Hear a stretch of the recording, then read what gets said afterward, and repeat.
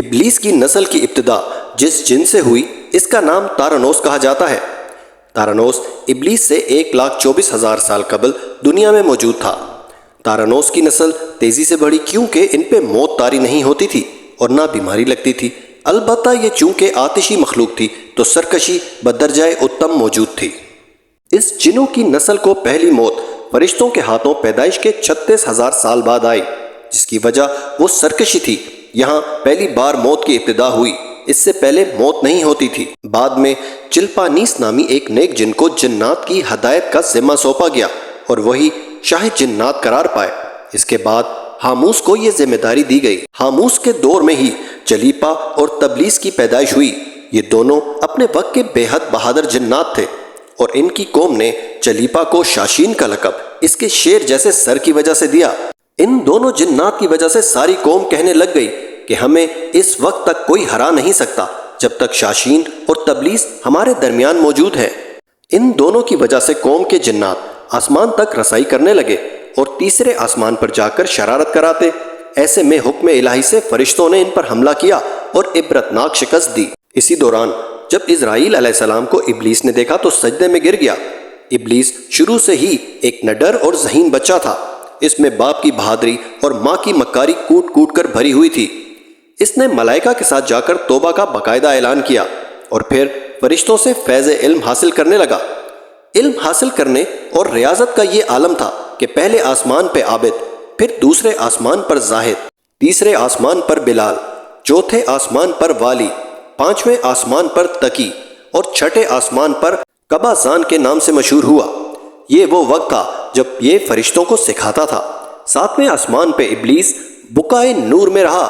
ہفت افلاک کے سب ملائکہ کا معلم قرار دیا گیا۔ یہاں تک پہنچ کر ابلیس نے اپنی عاجزی اور ریاضت کی انتہا کر دی۔ کم و بیش ابلیس نے 14,000 سال عرش کا طواف کیا۔ یہاں اس نے فرشتوں میں استاد، سردار اور عزازیل کے نام سے شہرت پائی۔ کم و بیش 30,000 سال مقربین فرشتوں کا استاد رہا۔ ابلیس کے درس و واز کی میعاد کم و بیش 20,000 سال ہے۔ فرشتوں کے ساتھ قیام کی مدت کم و بیش 80,000 سال ہے۔ ابلیس کو حکم ہوا کہ داروغہ جنت رضوان کی معاونت کرو اور اہل جنت فرشتوں کو اپنے علم و فیض سے بہراور کرو۔ یوں ابلیس کو جنت میں داخلے کا پروانہ مل گیا اور جنت میں بھی وہ اپنے علم سے داروغہ جنت رضوان کو سیراب کیا، اور یوں جنت رضوان کی کنجیاں ابلیس کے پاس رہیں۔ روایت کے مطابق ابلیس 40,000 سال تک یہ فرض خزانچی انجام دیتا رہا۔ یہی وہ مقام اعلیٰ ترین جنت رضوان ہی تھا جہاں ابلیس نے پہلی بار بادشاہت کے خواب دیکھنا شروع کیے۔ اس وقت ابلیس کے پاس 7 اقلیم، افلاک، جنت و دوزخ سب کا اختیار تھا اور اس نے چپے چپے پہ سجدے کیے تھے، مگر یہاں پہ ابلیس عاجزی سے پہلی بار بھٹکا اور خود کو بادشاہ بنانے اور رب بن جانے کے خواب دیکھنا شروع کیے۔ کئی ملائکہ کے سامنے ربوبیت کی بات بھی کی، مگر ملائکہ کے انکار کے سبب چپ ہو گیا اور یوں نظام چلتا رہا، مگر اس سب سے اللہ تعالیٰ کی ذات بے خبر نہ تھی۔ پھر آدم علیہ السلام کی تخلیق کا مرحلہ آیا جس کے قرآن مجید میں واقعات بیان ہوئے ہیں۔ ابلیس آدم علیہ السلام کو جز جز و مرحلہ وار مختلف اقسام کی مٹی سے تخلیق ہوتا دیکھتا رہا اور چپ رہا، مگر جیسے ہی اسے یہ معلوم ہوا کہ آدم علیہ السلام اللہ تعالیٰ کے نائب ہیں تو اس نے واویلا کیا، عبادات اور اطاعت کا واسطہ دیا، پھر طنز کیا کہ مجھ جتنی عبادات کس نے کی ہیں، اور آدم علیہ السلام کو سجدہ کرنے سے انکاری ہوا۔ تب اللہ تعالیٰ نے کہا، نکل جا شیطان مردود۔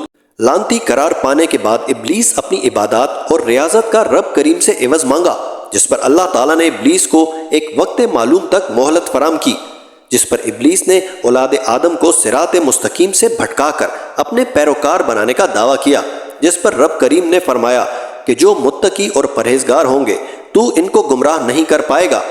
ابلیس کے اس لعنتی کام میں اس کے 5 ساتھی ہیں۔ نمبر 1، صبر۔